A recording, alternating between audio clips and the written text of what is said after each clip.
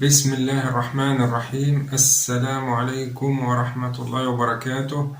أهلا وسهلا بكم في فيديو جديد. النهاردة هنتكلم عن عمارة أسيوط المنهارة، والحمد لله إن هي كانت لسه تحت الإنشاء، فما كانتش اتسكنت لسه، فما كانش فيه ضحايا.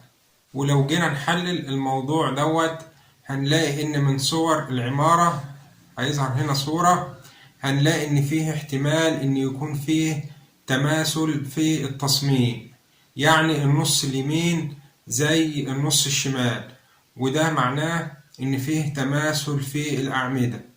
يعني لو فيه مشكلة في قطاعات الأعمدة، ليه الجنب اليمين موقعش والجنب الشمال هو اللي حصل له انهيار؟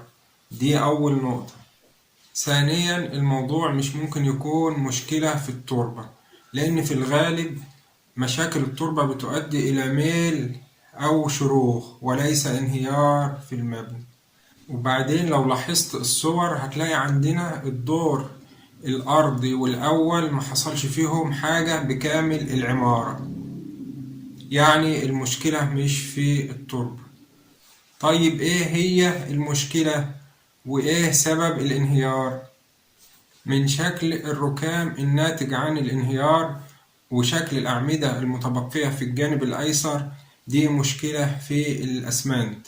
يا إما محتوى الأسمنت غير كافي، أو الأسمنت مورد من شركة بير سلم، أو الأسمنت كان حصل له شك.